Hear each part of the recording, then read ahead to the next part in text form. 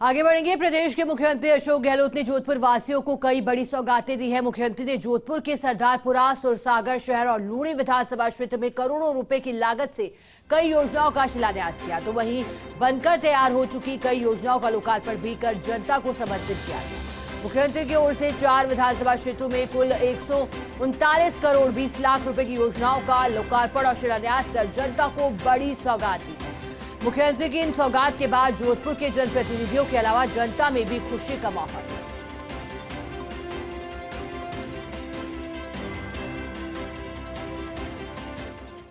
BJP ने जो उपेक्षा की है हमारी जोधपुर वासियों की, उसको हम कैसे भूल सकते हैं? कैसे भूल सकते हैं? जैसे मैंने कहा, स्मार्ट सिटी, हर चीज के अंदर जोधपुर जिले के अंदर मैं 4 साल का आपको आंकड़ा दे रहा हूं, बीजेपी राज में एक भी प्राइमरी स्कूल नहीं खोली। हमने 59 प्राइमरी स्कूल खोली है, 10 प्राइमरी को उन्होंने प्रमोट किया। मैंने 163 प्राइमरी स्कूल को अपर प्राइमरी स्कूल में प्रमोट किया। 217 सीनियर से सीनियर सेकेंडरी बनाई उन्होंने, सिर्फ 217, और मैंने 321 सीनियर से सीनियर सेकेंडरी बनाई, सेकेंडरी सीनियर सेकेंडरी बनाई। और साथ में 75 नए अंग्रेजी मीडियम स्कूल, ये नया प्रयोग किया हम लोगों ने।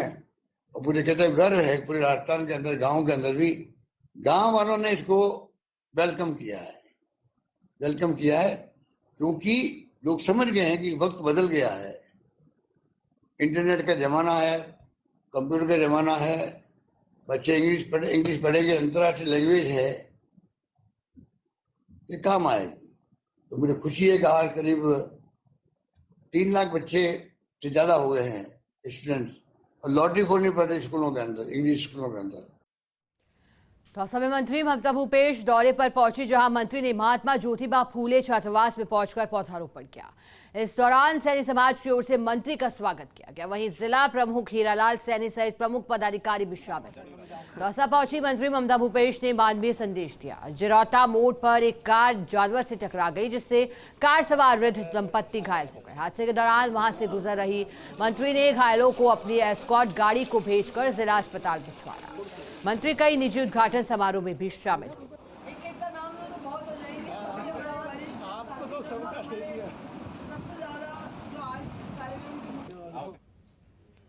केंद्रीय मंत्री अर्जुन मेघवाल श्रीगंगानगर दौरे पर रहे, जहां भाजपा के नवनियुक्त जिलाध्यक्ष शरणपाल सिंह का शपथ ग्रहण समारोह आयोजित किया। कार्यक्रम में नवनियुक्त जिलाध्यक्ष शरणपाल सिंह का जोरदार स्वागत किया गया और उन्हें पद की शपथ भी दिलाई गई। इस दौरान कार्यक्रम में कई भाजपा कार्यकर्ता भी मौजूद रहे।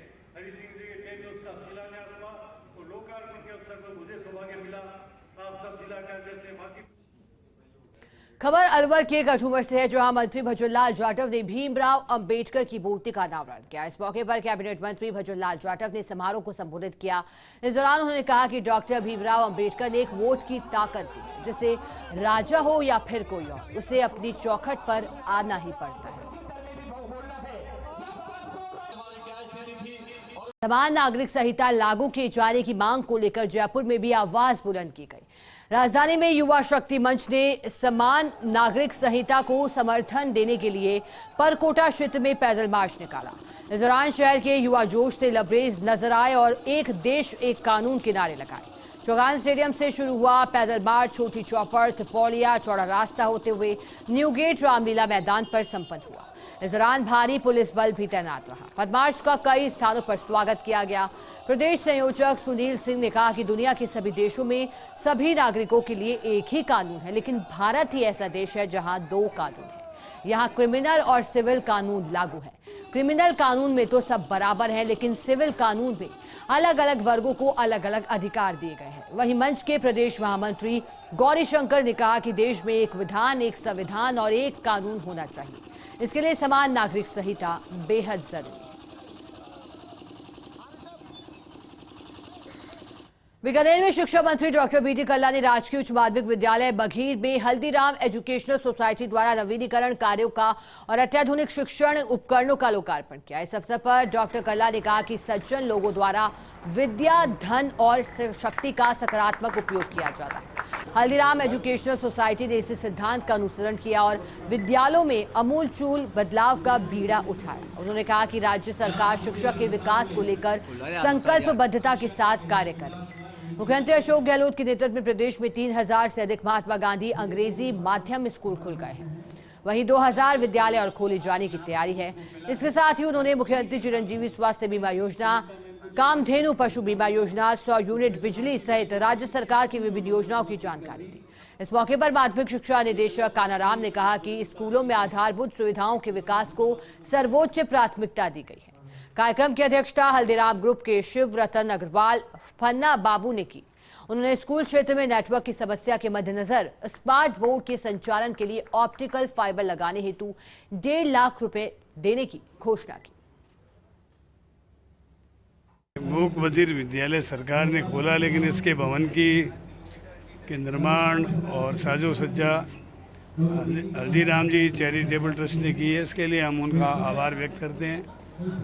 हमारे राजस्थान के भावा साहब शुरू से प्रसिद्ध रहे हैं और इस ट्रस्ट ने इस स्कूल का भी रेनोवेशन किया है। इसके साथ साथ हल्दीराम हॉस्पिटल एक अधुनातन हॉस्पिटल बना कर दी है, जो बीकानेर ही नहीं पूरे राजस्थान और आस पड़ोस के राज्यों से आने वाले रोगियों को फ़ायदा दे रही है। इन्होंने भी एक जो योजना बनाई है जिसके अंतर्गत ट्रस्ट जो है एक कॉर्पस फंड जो है लगभग 12.5-13 करोड़ का देगा। उसके साथ साथ हर वर्ष कुछ न कुछ ये ट्रस्ट हॉस्पिटल के डेवलपमेंट के लिए 4 स्कूलें भी गोद ले रखी है, उनके डेवलपमेंट के लिए काम कर रहा है।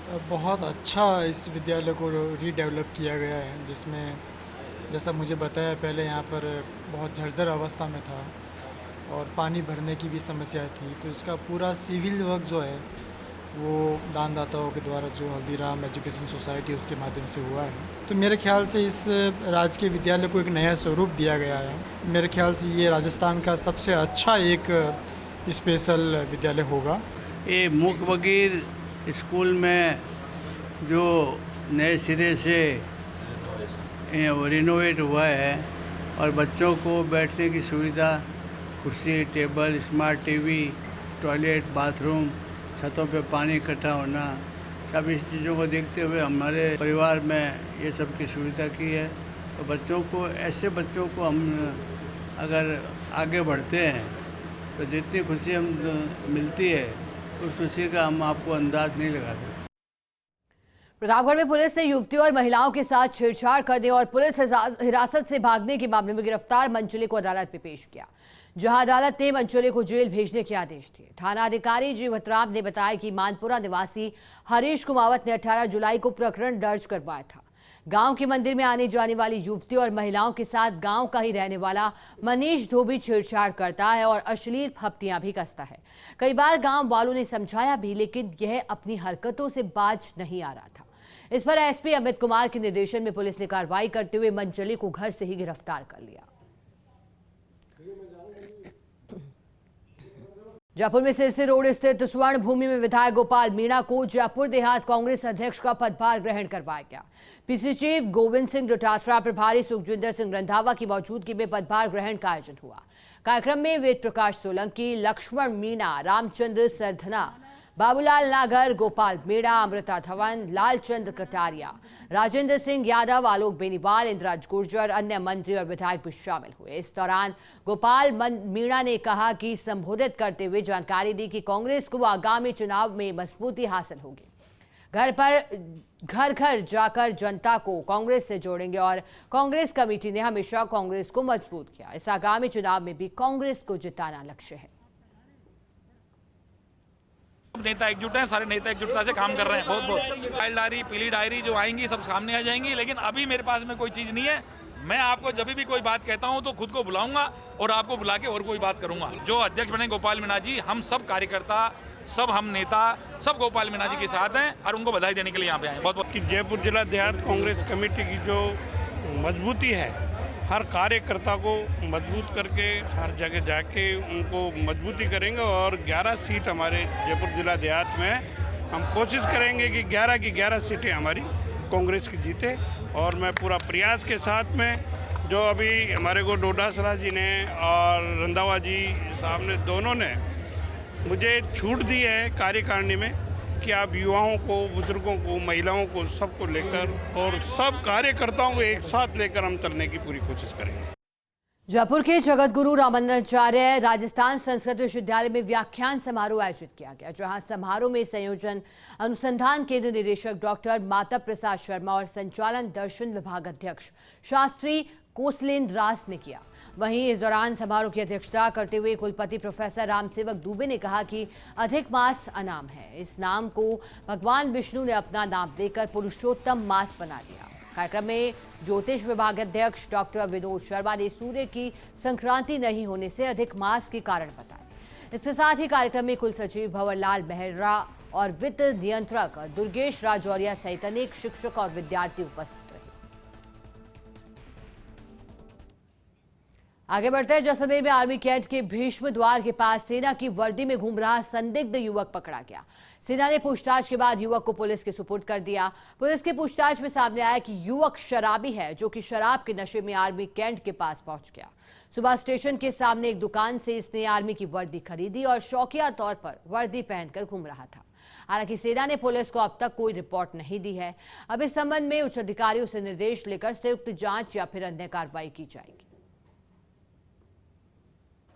ये व्यक्ति पहले यहाँ जैसलमेर में रेलवे स्टेशन के सामने काम करता था होटल पे, और अभी ये कहीं गया हुआ था।